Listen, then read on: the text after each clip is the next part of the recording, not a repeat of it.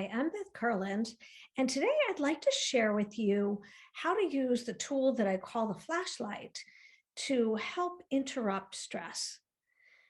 So imagine you're walking around in a pitch black room and there's obstacles, there's chairs, there's furniture, and you're trying to navigate from point A to point B. You might imagine that you might be tripping over things, you might be stumbling. So now somebody hands you a flashlight and the room becomes illuminated. The obstacles are still there, but you can navigate with greater ease. So our flashlight is something we already have built into our biology. It's none other than mindful awareness.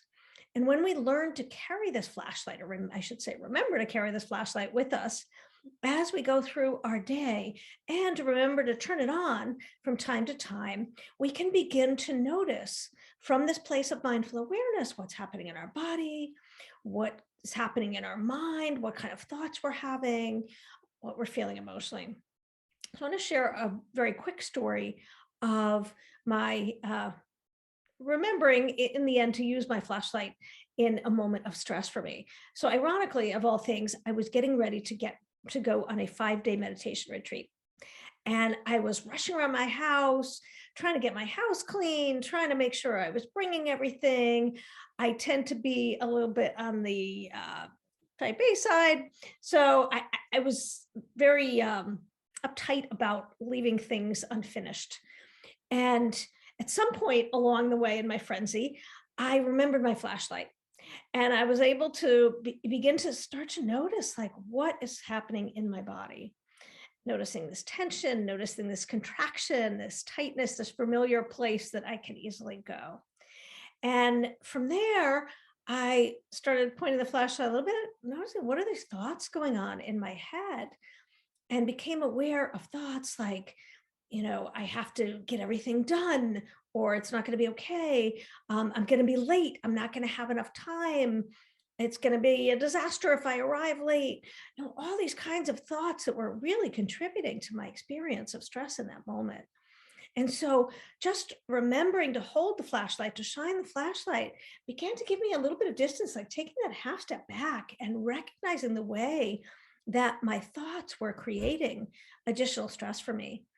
And then in that noticing, there was this opportunity to just kind of pause and to recognize, okay, this is a moment of common humanity, that we all experience stress from time to time. And could I just pause and be kind with myself? And in that pausing and in that self kindness, also recognizing that a lot of the things that I was saying to myself were actually distorted, not true, exaggerated, and again, contributing to my stress in ways that were unnecessary in that moment.